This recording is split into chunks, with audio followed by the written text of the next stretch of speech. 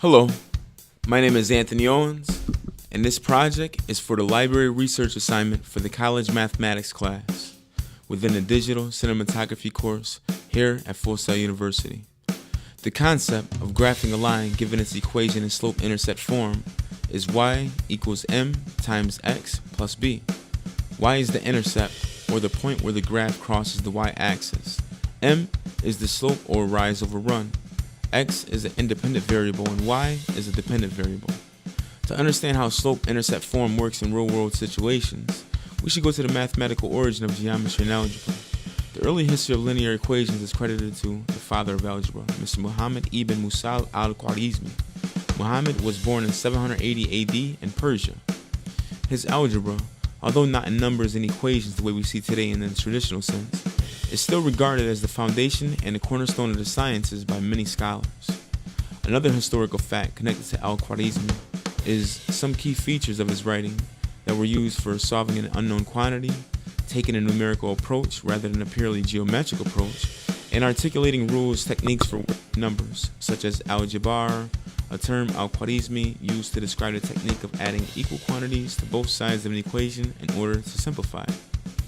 According to famousscientist.org, al-Khwarizmi's work extends along from astronomy to tables of sines and tangents to calculating true positions of the sun, moon, and the planets.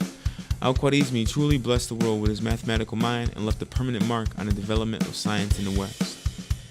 There are several early pieces of history that reflect knowledge of slope-intercept form.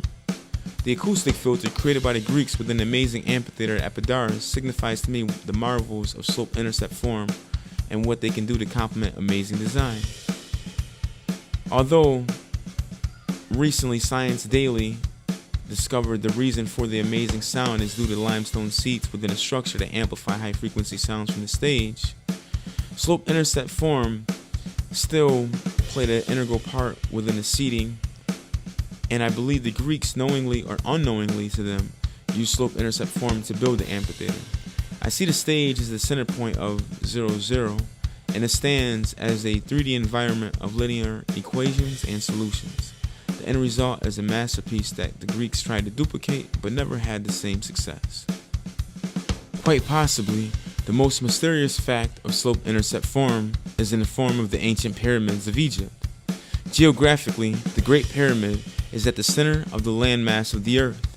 Since the Great Pyramid is on the east-west parallel and north-south meridian, it would give the structure the 0 point on the graph of the world that is ever-changing at a constant rate. The complexity of the ancient pyramids lies in the language of mathematics spoken throughout the universe. Geometry, algebra, and linear equations reveals details that surpass our comprehension within a pyramid. For example, if the circumference of the pyramid is divided by twice its height, the diameter of a circle is twice the radius. The result would be 3.14159, or pi.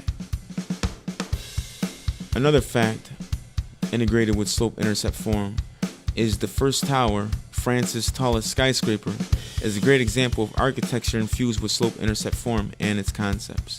The peak of the building intercepts the y-axis as if getting closer to the clouds with each passing day. Standing at 758 feet or 231 meters, it is an example of science and mathematics living within modern-day architecture. A historical fact that applies to real-world applications is an example provided by Boundless.com, which states, if there are two trains 200 miles apart traveling towards each other at a constant rate, we can figure out how much time will pass before they will intersect. We'll say the first train is at Union Station in Utica, New York, getting ready to depart, while the other one is getting ready to leave Yorktown Heights, New York, to go back to headquarters and Union Station. The first train is going 40 miles an hour, while the second one is going 60 miles an hour. The first train will start at 0, while the second will be at 200, because it is 200 miles away. The first train travels at 40 miles an hour towards the second train, so the slope would be a positive 40. The second train is traveling towards the first at 60 miles an hour, which is in a negative direction, so the slope would be negative 60. That would provide us the equations for both of the functions and we can find our answer. 40x would represent the first train and negative 60x plus 200 would represent the second. Set them equal to each other, and solving for x would uncover when the trains would meet. 40x equals negative 60x plus 200. Simplified, this would be 100x equals 200. Simplified further, x would equal 2. So it'll take the trains 2 hours before they were to intersect.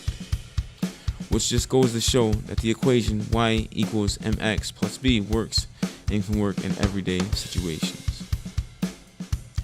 Within the music industry, this applies as well. A full-scale music engineer or producer can benefit greatly from how lucrative music has become over the last 30 years. With the boom in concert and ticket prices, producers and engineers who are at the top of their game can make music for the top 2 to 5% and make a very pretty penny.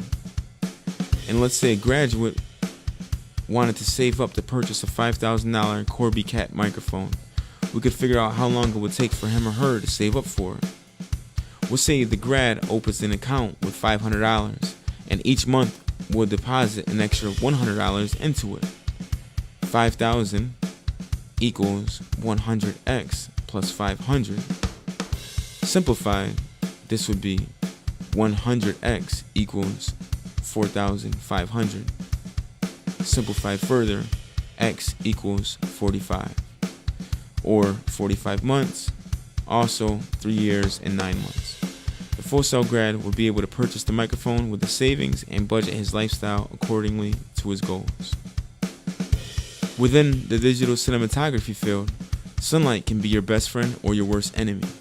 Oftentimes, we are fighting time to get the best shot and capitalize on natural lighting situations. If we have 6 hours of daylight remaining and our next location to shoot is 300 miles away, how much time will we have to utilize natural sunlight if we were traveling at a constant 75 miles per hour? To figure this out, we would use distance, rate, and time. Distance equals rate times time. In this situation, distance would be the 300 miles as it is the distance we are going, or d. R, or rate, would be the 75 miles an hour we are traveling. We would solve for t by dividing d by r. 300 divided by 75 equals 4, or 4 hours. We would have 2 hours of shooting with natural sunlight, and this would be the deciding factor in shooting today or waiting until tomorrow if our budget or time restraints allows. And this is Anthony Owens for college mathematics within a digital cinematography course here at Full Sail University, and this is my library research assignment. Thank you and take care.